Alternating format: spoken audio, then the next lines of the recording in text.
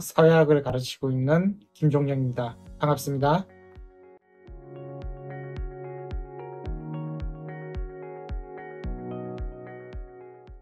선생님을 문화사회학자로 이끈 첫 문제의식이 무엇이었는지를 좀 여쭙고 싶습니다. 그리고 그 물음이 선생님께서 삶에 던져온 핵심 질문, 어떻게 살 것인가, 어떻게 맞닿아 있는지 여쭙고 싶습니다.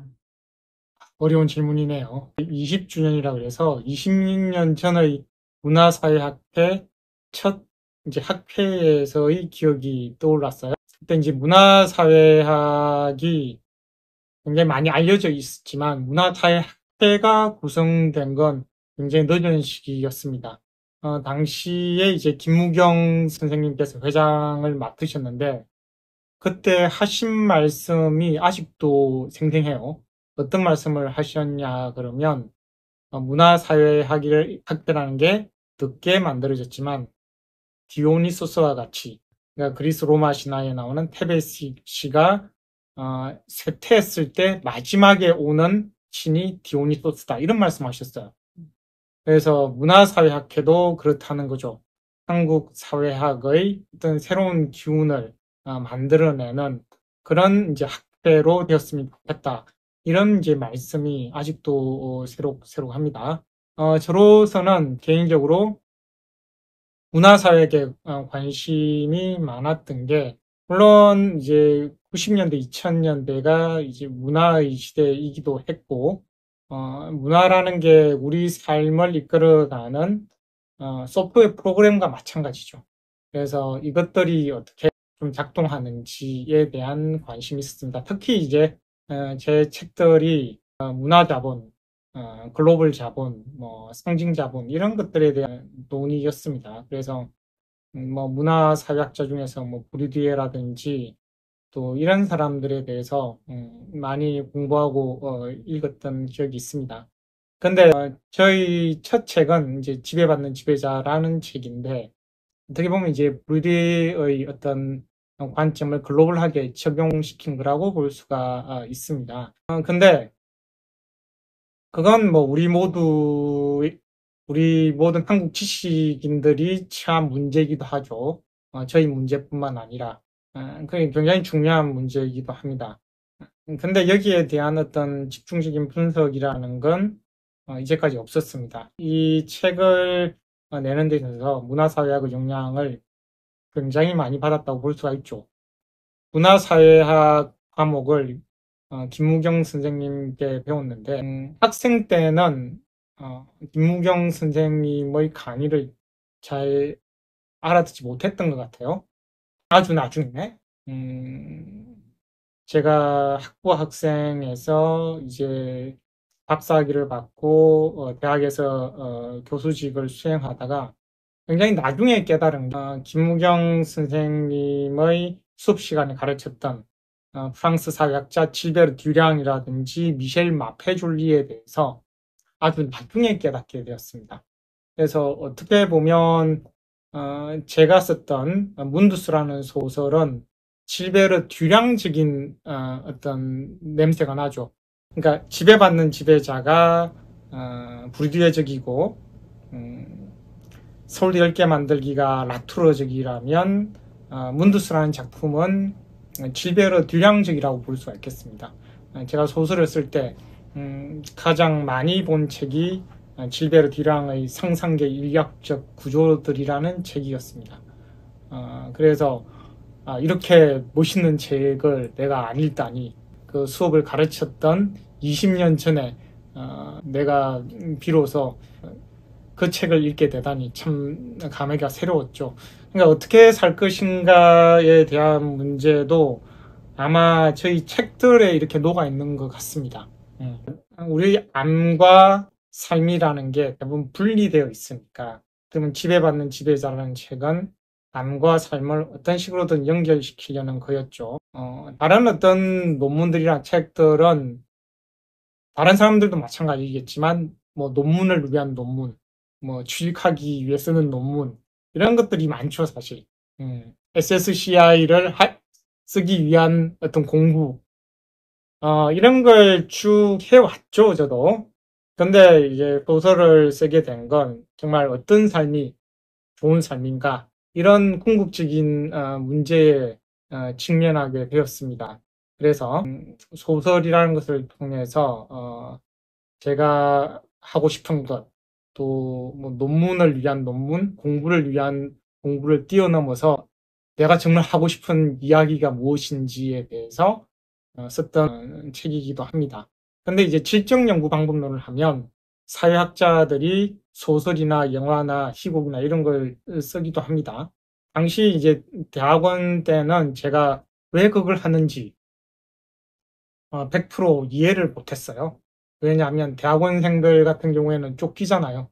논문을 빨리 쓰고 빨리 졸업하고 빨리 취직하는 데 대한 어떤 모든 관심이 쏟아져 있었으니까 여유가 생기고 조금 수준이 되어야 이걸 왜 소설을 쓰지? 왜 시를 쓰지?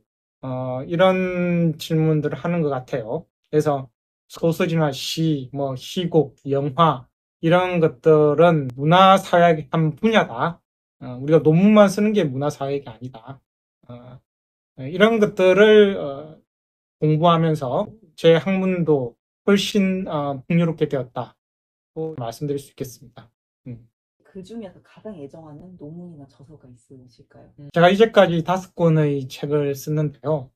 아무래도 가장 어떤 임팩트가 있었던 책은 서울대 10개 만들기가 아닌가 싶습니다. 이게 한국의 학벌 체제를 무너뜨리고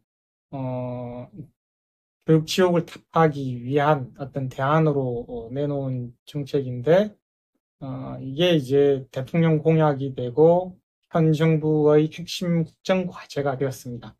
이건 학자로서는 엄청난 영광이죠.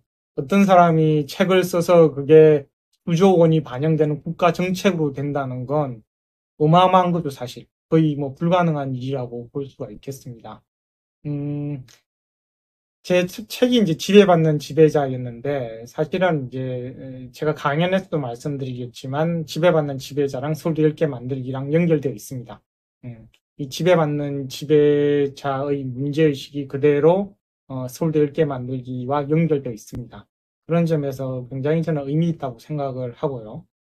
근데 제가 가장 좀 만족스러워하는 책, 정말 죽을 때 한 권 들고 가고 싶은 책은 저희 소설입니다. 문두스라는 책인데 이 소설을 쓰기 위해서 한 15년 동안 고민을 했습니다.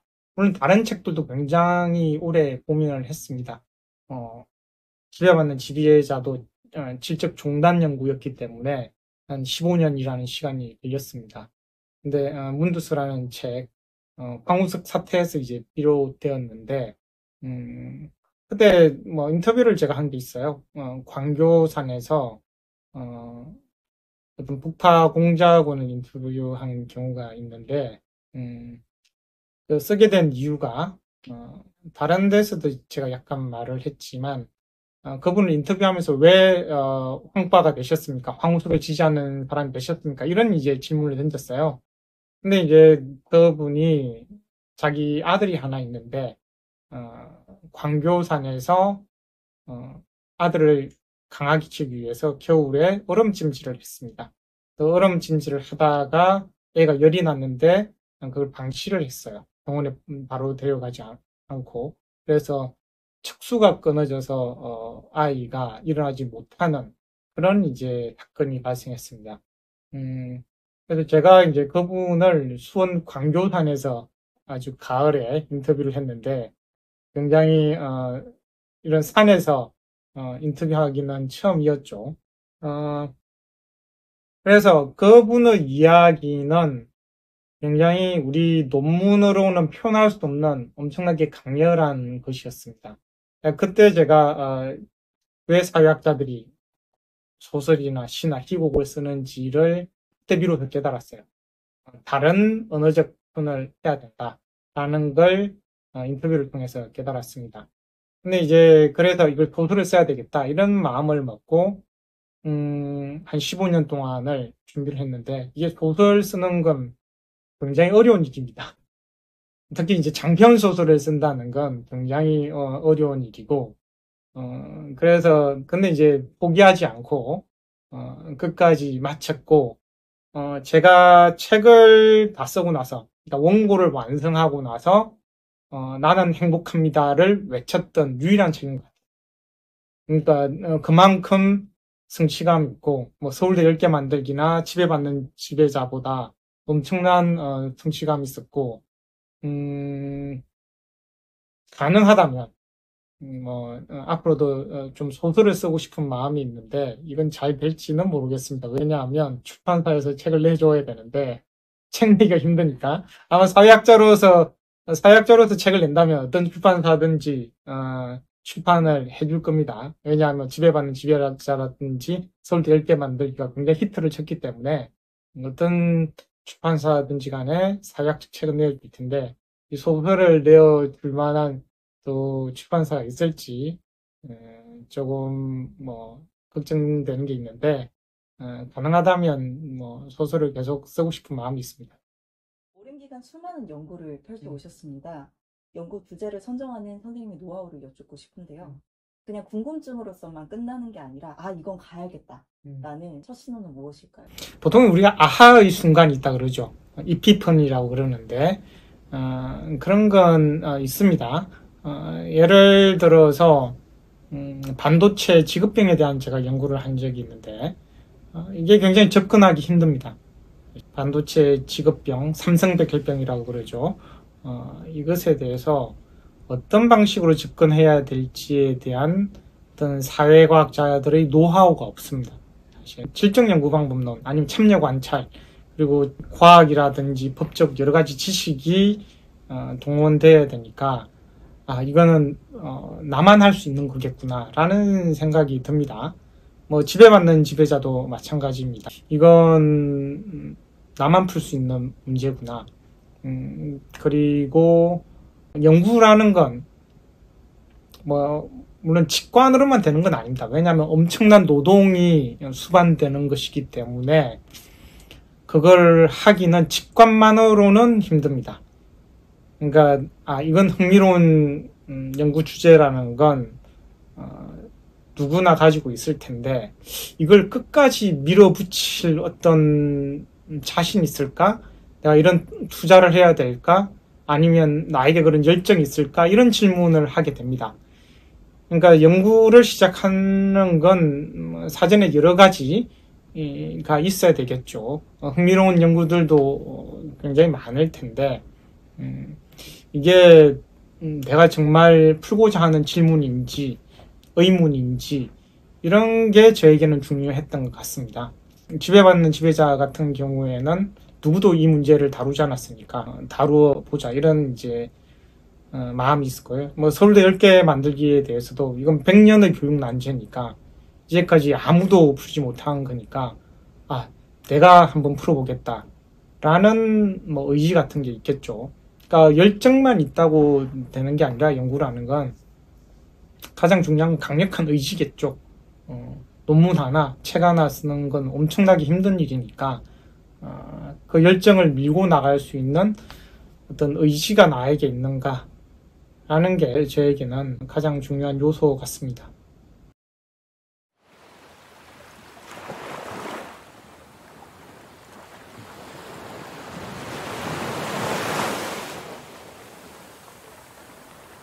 네.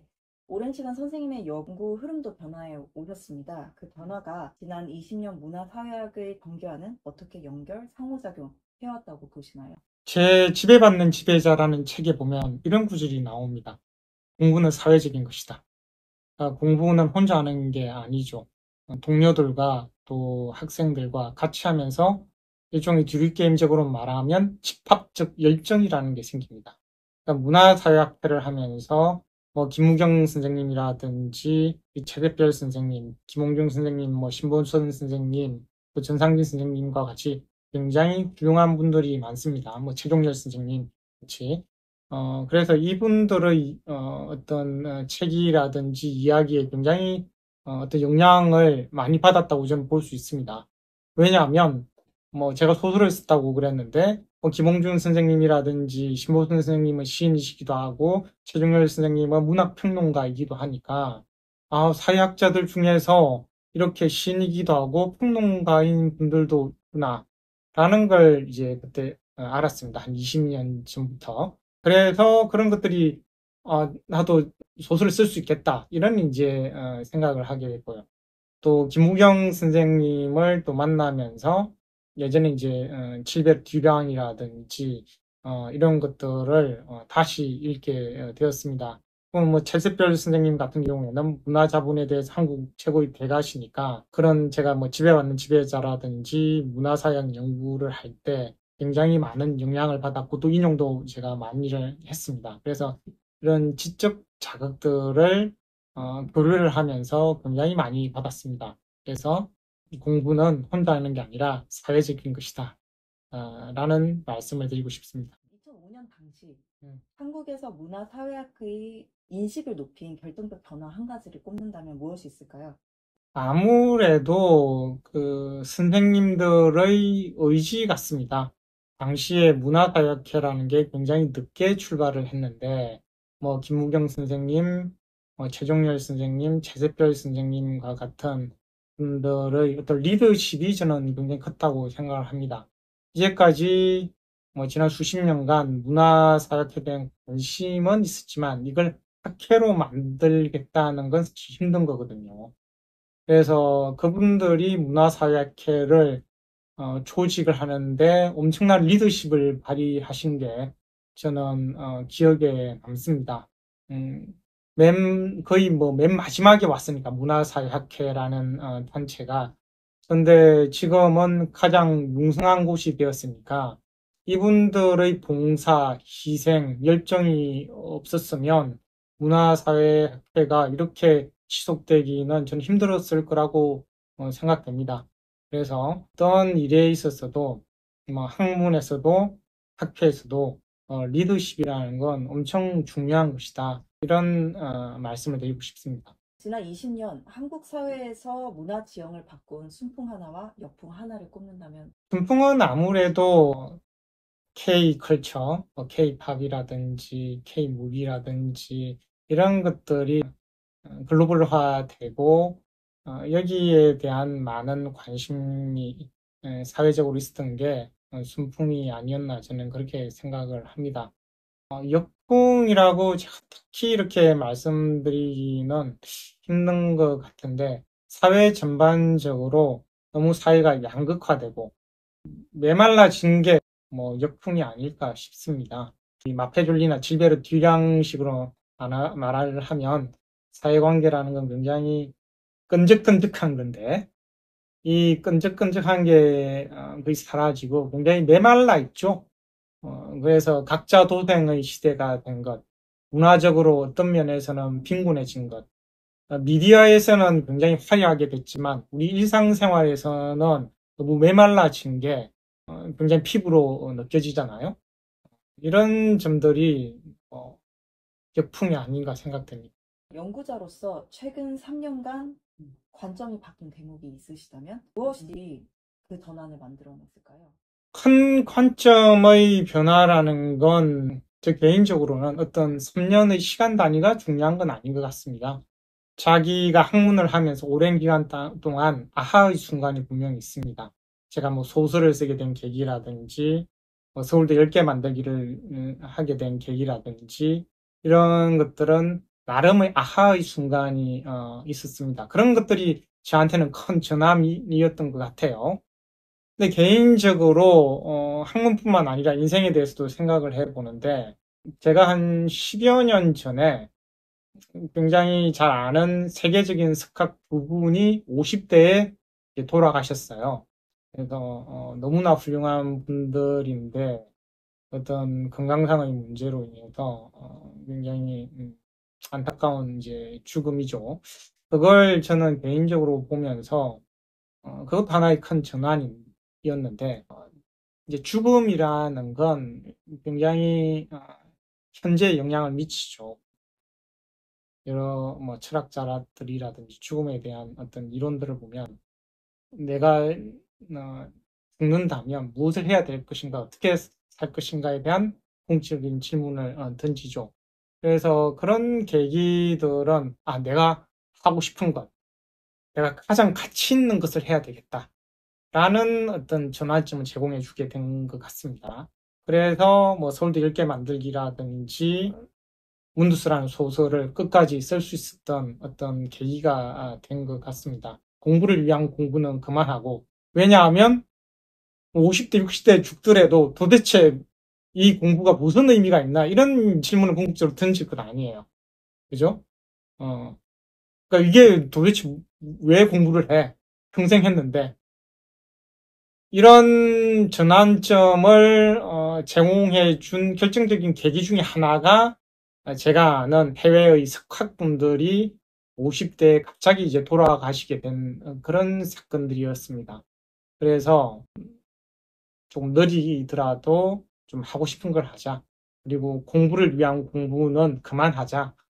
이제까지 충분히 했고, 뭐 하나를 쓰더라도 흔히 뭐 제 책에 나오지만 영혼의 현상학, 이 대통령 학파라는 게 대학 통합 네트워크를 위해 영혼을 끌어모은 사람들, 이란 뜻이죠. 그래서 우리 흔히 시를 영혼의 현상이라고 그럽니다. 뭐 어려운 말은 아니, 현상학이란 말이 약간 어렵지만 그냥 그 영혼이 드러난다고 생각하시면 될 것 같습니다. 뭐 논문을 쓰더라도 이게 영혼의 현상이 되어야지 이게 관료 현상학, 뭐 업적의 현상학이 되어서는 안 되겠다. 라는 생각을 하게 됐죠. 연구나 현장에서 부딪힌 가장 큰 안초는 무엇이셨고, 그렇게 부딪혔을 때 어떤 방식으로 항로를 수정하셨나요? 그 경험이 남긴 선생님만의 항해 규칙이 있으실까요? 연구라는 건 예측 불가능합니다. 특히 실증 연구, 현장 연구 같은 건 약간 예측 불허죠. 그래서 굉장히 힘든 점이 많고, 또 보통 학자들은 뭐 현장 연구를 자기 박사학위 논문 위에 뭐 한두 가지밖에 안 합니다. 왜냐면 굉장히 힘들기 때문에. 예를 들어서 제가 삼성 백혈병 연구를 할 때는 현장 연구를 할 때, 거기 계신 분들이 많이 병으로 돌아가시고 이러니까 연구자로서도 굉장히 힘들죠. 계속 사람들이 뭐 죽고 거기에 대해서 항의를 하고 운동을 하고 인터뷰도 하고 그랬으니까 난 힘들게 다가옵니다. 굉장히 연구라는 이제 특히 이제 질적 연구라는 건 감정적인 작업이죠. 그래서 그런 감정들을 조금 힘든 감정들 이건 내가 컨트롤할 수 있는 게 아니니까 그 연구 주인공들과 제 인터랙션 속에서 생기는 거니까 그분들은 사랑하는 사람들을 다 잃었는데 그런 사람들 인터뷰하는 게 굉장히 힘들죠. 음. 그래서 그런 장애들은 수없이 있죠. 제 논문은 그래도 그분들을 위한 어떤 좋은 어떤 영향력이 있었다고 생각을 합니다. 그분들이 법정에서 산재로 인정을 받는 그런 이제 계기가 되었으니까 공부를 하고자 하는 뭐 대학원생들, 선생님들께는 그런 것들을 계속해서 극복하고 또 가치 있는 연구, 의미 있는 연구를 해 나가는 게 중요하다 이런 생각을 합니다.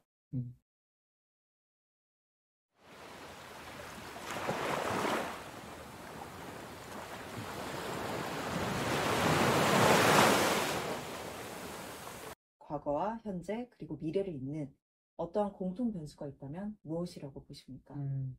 저도 미래에 대해서 좀 생각을 해봐요.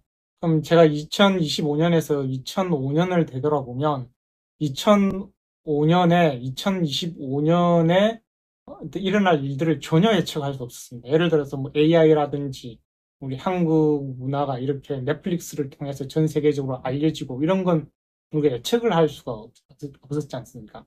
그래서 2025년에서 2045년을 이렇게 예측한다는 건 굉장히 힘든 것일 텐데 저는 미래를 예측할 때 물론 우리가 사회적으로 예측하는 게 있지만 저 자신을 예측해 봅니다. 2045년이 되면 은퇴를 하고 뭐 어떤 삶을 살아갈까 이런 이제 질문이 있습니다. 근데 어떤 큰 2005년에서 2025년의 어떤 흐름을 보면 어떤 포스트 휴먼적인 어떤 흐름이 굉장히 강한 게 있죠. 그리고 글로벌리제이션에 대한 흐름이 있고 혼종성에 대한 흐름 같은 것들이 통일되지 않게 이렇게 쭉 이제 이어져 왔습니다. 그러니까 또 뭐 아이폰이라든지 여러 가지 의사소통하는 방식 우리가 바뀌었죠. AI가 출현하면 더 그렇겠죠. 2045년은 우리가 해쳐갈 수 있을까? 그런 이제 제가 생각을 하나 하고 있고요. 근데 2025년이나 45년이나 2005년이나 공통된 게 있을까? 라는 생각을 해보면 저는 죽음을 생각해 봅니다. 모르겠습니다. 인간이 언제 생을 마감할지는 아무도 모르는 일이지만 죽음을 많이 생각해 봐요. 그러니까 2005년이든 2025년이든 45년이든 삶과 죽음에 대한 문제는 공통적인 질문이겠죠. 그리고 어떻게 살아야 되겠는가도 공통적인 질문일 겁니다. 그건 이제 가치라든지 문화와 관련이 있겠죠. 그래서 미래를 예측할지는 못하겠지만 우리 인간 종의 특징 중에 하나가 자기 자신을 극복하는 존재죠. 한마디로 이제 창조를 하려는 존재죠. 다른 말로 제 소설책에 비유한다면 어떤 호모 데멘스에서 호모 데우스가 되려는 노력을 하죠. 좀 가치 있는 인생이라면 미친 존재에서 신적 존재로. 신적 존재라는 거 어려운 말이 아니라 자기 자신을 넘어선 어떤 가치 있는 존재로 거듭나려는 성스러운 인간이 되려는 어떤 욕망이 다 가지고 있습니다. 우리 생산계 인류학적 구조를 보면 그러니까 그게 수백만 년 동안 이어져 왔기 때문에 아무리 우리가 AI가 발전하고 다른 기술이 발전하더라도 이런 호모 데우스가 되려는 성스러운 존재가 되고자 하는 욕망은 계속될 거라고 생각을 합니다.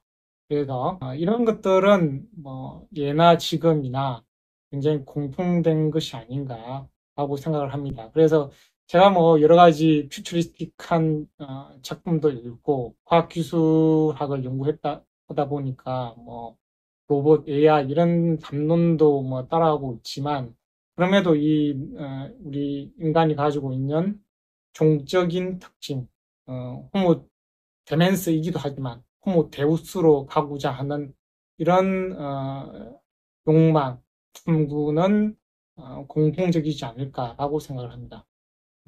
한국 사회의 현재 문화 지형을 한 단어로 요약한다면 무엇이 될 수 있을까요? 참 어려운 질문이네요.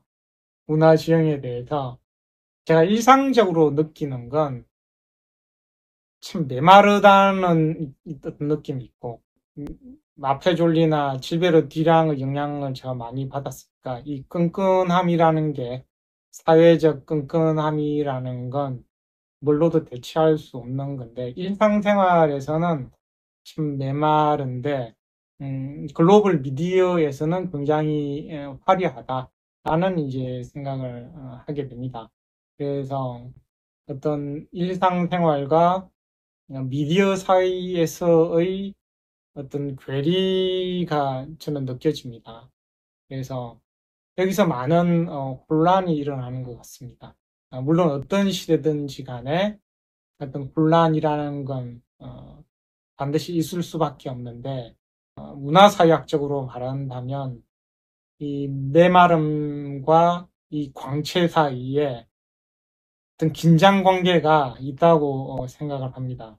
그래서 이걸 어떤 방식으로 좀 조율해 나갈 것인가 이건 굉장히 큰 트렌드이기 때문에 뭐 이게 개인이 어쩌고 저쩌고 한다고 되는 문제는 아닌 것 같습니다. 그래서 이 긴장 관계 속에서 우리가 어떻게 삶을 영위해야 될까, 어떻게 또 미디어라든지 문화를 또 창조해야 될까 이런 이제 고민이 있습니다. 문화사회학이 오늘의 공적 논쟁에 개입할 수 있는 레버는 무엇이라 보십니까? 레버는 여러 가지가 될 수가 있겠는데요. 이미 여러 가지로 이제 공적 논쟁에 여러 우리 문화사학계 선생님들이 이제까지 참여를 해왔습니다. 그러니까 그 글들을 읽어보면, 예를 들어 최동열 선생님 글을 읽어보면 굉장히 깊이가 있습니다. 최대별 선생님의 글을 읽어보면 굉장히 참신합니다. 뭐 김홍중 선생님이라든지 김우경 선생님의 글을 읽어보면 굉장히 깊이가 있습니다. 그래서 이미 우리 한국 사회에서 여러 학문 분야들이 있습니다. 우리만 뭐 글을 쓰고 논쟁을 하는 게 아닙니다. 근데 문화사회학계 선생님들을 이렇게 글을 읽어보면 다르다는 느낌이 와요.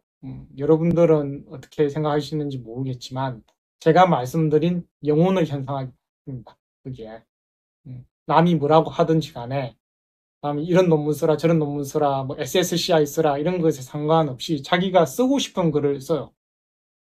그러니까 일종의 영혼의 현상학이죠. 그러니까 이게 다른 사람들과 소통하는데 굉장히 레버리지가 저는 있다고 생각을 합니다. 그래서 좀 더 공감을 하고 문제의식에 맞닿아 있지 않나 그런 생각이 듭니다. 그래서 물론 문화사회학이 여러 뭐 미디어라든지 테크놀로지를 이용할 수 있지만 결국 우리 문화사회학회 선생님들이 어떤 집단적인 영혼의 현상학을 쓴다면 써왔고 이걸 계속 활용할 수 있다면 이것들이 레버가 될 수가 있겠죠. 다른 학문 분과에서 보여지지 못한 그래서 문화사회학계의 영혼들의 현상이 되겠죠. 이게 레버가 될 수 있다고 생각합니다. 지식이라는 주제를 중요하게 다루신다는 생각이 들었습니다. 그렇다면 선생님께 있어 지식이란 무엇인가요? 지식이란 어려운 질문이네요. 지식은 어떤 통일적인 건 아닙니다. 비통일적인 집합제라고 표현될 수 있겠죠. 이게 뭐 정동이 될 수도 있겠고, 이게 인프라가 될 수도 있겠고, 특정한 알미 될 수도 있습니다. 그래서, 근데 지식이라는 건, 우리 호모 사피엔스로서, 우리 인간에게는 숙명이죠. 이제, 지식을, 모르고서는 생존을 할 수도 없고, 자기 자신을 개발을 할 수도 없고, 또 사회가 유지될 수도 없죠. 그래서 어떻게 보면 뭐 우리 인간의 모든 것이라고 표현할 수도 있겠지만 지식이라는 건 궁극적으로는 인간 삶을 풍요롭게 해주는 거죠. 그리고 호모 데멘스에서 호모 데우스가 가는 길을 제공해 주는 거죠.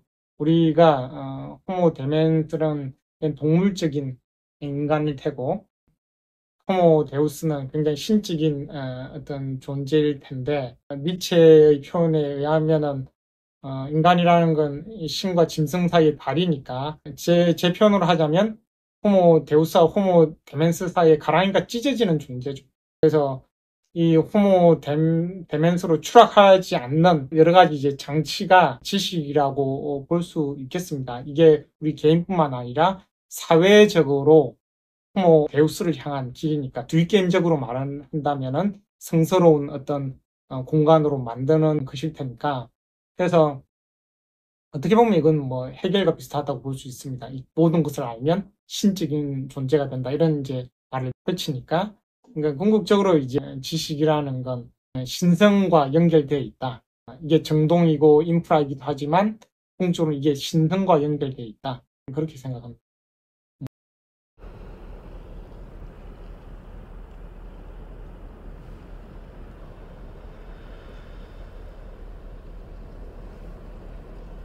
네, 이번에는 미래를 보고자 하는데요. 선생님께서는 2005년과 2045년의 중간에 위치한 오늘 2025년에 문화사회학회의 최우선 과제는 무엇이라 보십니까? 학문 후속 세대의 양성이죠. 왜냐하면 뭐 저희 세대는 한국의 대학이 팽창하고 또 학자들을 영입할 수 있는 어떤 기회가 많았다고 생각을 합니다. 근데 최근에는 뭐 학령 인구도 급감을 하고 대학들이 굉장히 상황이 좋지가 않죠. 그리고 학문 후속 세대들을 위한 뭐 일자리라든지 연구 기회라든지 이런 것들이 점점점 줄어들고 있다는 걸 피부로 느낍니다. 그래서 학문 후속 세대들을 위해서 서울대 10개 만들기를 해야 된다고 생각을 합니다. 왜냐하면 서울대 10개 만들기를 하면 전국에 만여 개의 학문 후속 세대의 일자리가 생깁니다.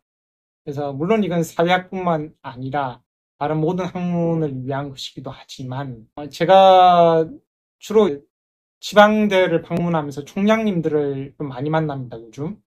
서울대 10개 만들기가 국정과제가 되면서.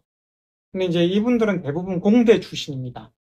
그래서 공대 출신의 총장과 사회학자가 만나는 겁니다. 그러면 그분들이 이제 제가 이제 사회학자라는 걸 아니까 사회학이 그렇게 중요한 학문인지를 사실은 잘 모르고 계세요. 그래서 제가 이제 그분들에게 식사 자리에 가면 사회학과가 대부분 있으니까 사회학 교수들을 좀 많이 임용해 달라 이런 이제 개인적인 부탁을 합니다. 이건 대학을 살리기 위해서 사회학자가 이 책을 썼지 공대 교수가 이건 쓴 건 아니다 라는 말씀을 드려요. 그래서 서울대 10개 만들기는 라투르적이라고 볼 수가 있죠. 이 자체가 ANT가 되었으니까 어떤 확장의 의미가 있습니다. 그래서 이건 학문 후속 세대를 위한 국가적 기획이다.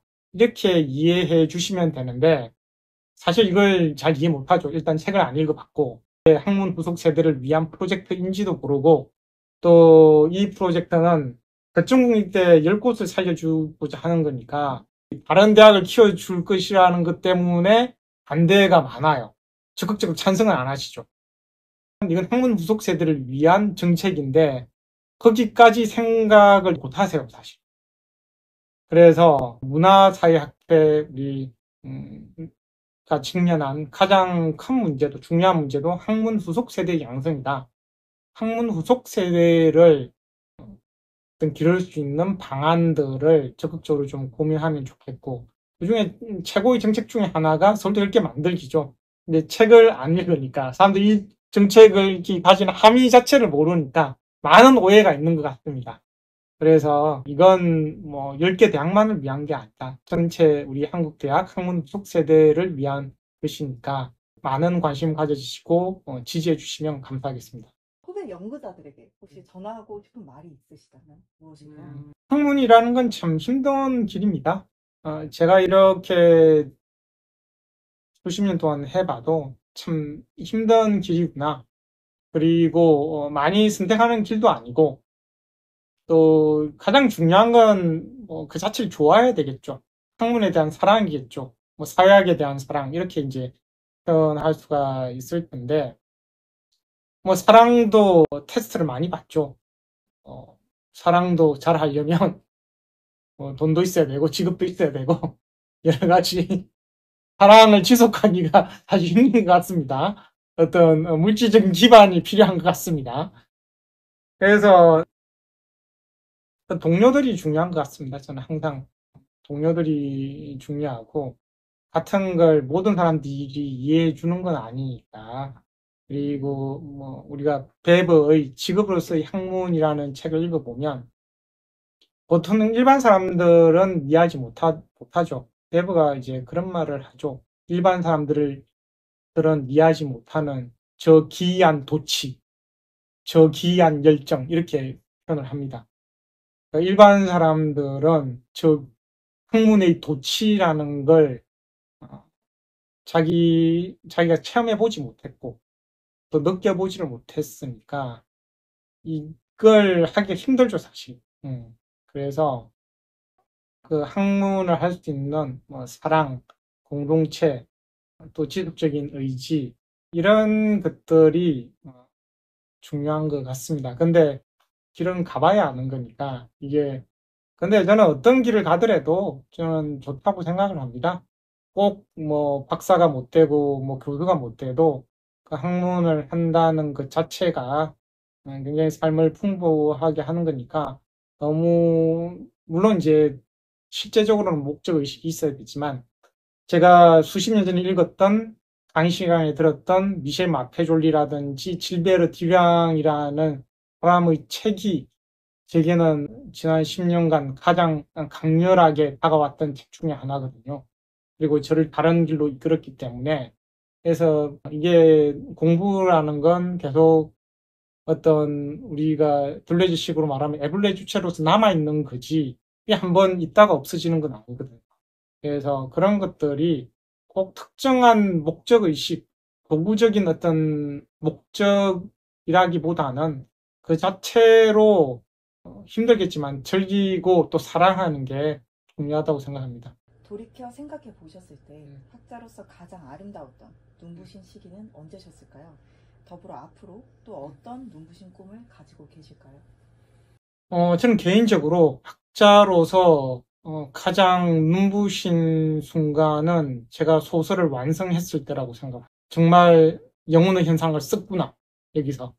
다른 책들도 굉장히 강렬한 문제의식이 있었습니다. 뭐 지배받는 지배자라든지 서울대 10개 만들기라든지 뭐 하이브리드 한의학, 이건 한국 근대에 대한 문제니까 한국 근대에 대한 문제를 끝까지 추적한 근대 권력 창조라는 부제가 붙어져 있으니까. 그래서 모두 어떤 의미에서는 엄청난 노력과 최선을 다한 책이라고 생각을 합니다.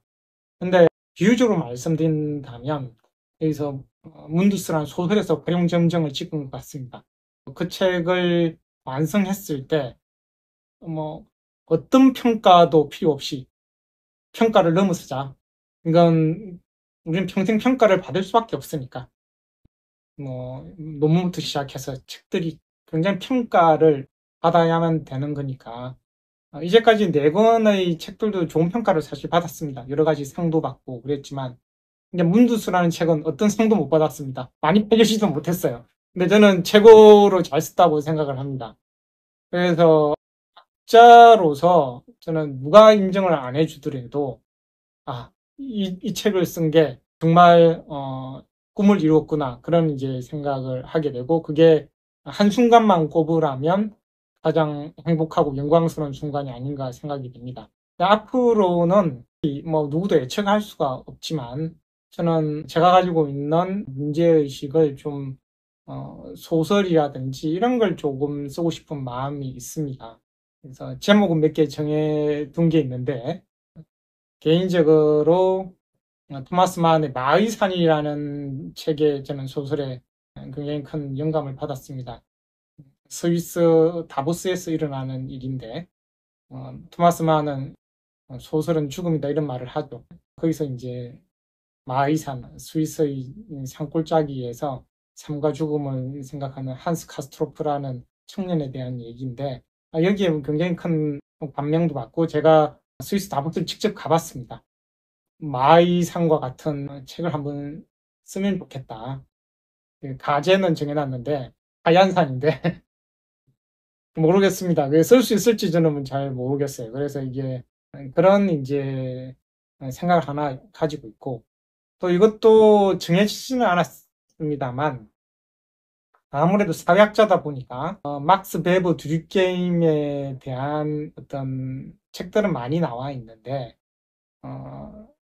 이것도 정해진 건 아닙니다. 예측이 그걸 못하는데 막스 베버 드류게임에 대한 어떤 소설을 쓰면 어떨까, 이런 생각을 하나 가지고 있습니다. 예를 들어서 김훈의 칼의 노래처럼 막스에게 빙이 되어서, 베브에게 빙이 되어서, 듀킴에게 빙이 되어서 한번 써보면 어떨까라는 지금 생각을 가지고 있습니다. 왜냐하면 문학 작품과 사회학을 동시에 알 수 있는 건, 또 쓸 수 있는 사람은 많지는 않다고 생각을 합니다. 근데 굉장히 챌린지겠죠. 그래서 제가 고민인데 독일에 가서 독일을 좀 배우고 좀 리서치를 해야 되나 이런 생각을 좀 하고 있어요.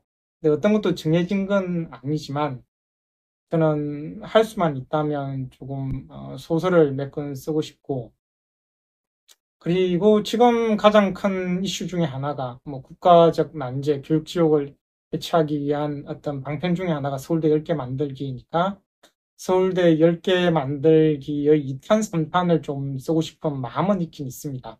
뭐 서울대 10개 혁명이라는 제목이라든지 이런 걸 부속편을 쓰고 싶은 생각인데, 사실 더 마음에 가는 건 소설을 더 쓰고 싶습니다. 왜냐하면 이 서울 10개 만들기 프로젝트에 대해서 너무 많은 에너지를 쏟은 것 같습니다. 그래서 조금 제가 하고 싶은 것, 어떻게 보면 이제 사회학자는 사회적 의사니까 사회적 질병을 고치기 위해서 솔리 10개 만들기라는 책을 썼습니다. 그래서 질병을 고치기 위한 책을 썼는데 이건 어떻게 보면 공적인 의무죠. 한국 사회가 던진 질문에 대한 사회학자로서의 응답이죠. 근데 이건 충분히 하지 않았습니다. 이만큼 열심히 했으면 이제 하산하고 제가 말씀드린 어떤 소설책 이런 걸 쓰고 싶은 마음이 있고, 그리고 사회학자로서는 한 종합하고 싶은 마음이 하나 있습니다. 그래서 책 제목은 정해놨어요. 사회학에 대한 책, 그러니까 초인으로서의 사회입니다. 그러니까 니체적인 관점인데 사회가 도대체 뭐냐? 사회 자체가 이제 초인이죠. 듀게임은 사회가 신이라고 그랬지만 이게 사회 자체가 어떤 창조를 위한, 어떤 탁월성을 위한, 데우스를 가기 위한 집합적인 노력이다. 네, 니체는 좀 이걸 어떻게 보면 이제 개인적으로 해석했지만 사회 자체가 초인이다 라는 어떤 종합할 수 있는, 제가 이제까지 공부했던 모든 사회학을 다 동원해서 종합을 하고 싶다, 이런 생각을 가지고 있습니다.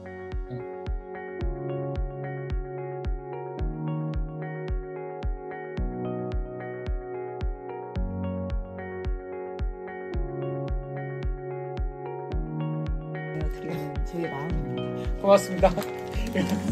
대단히 감사합니다. 감사합니다. 네네. 네. 아, 이렇게 해야 이런 되나요? 정도는 이런 정도 이렇게 해야 아니고요. 되나요?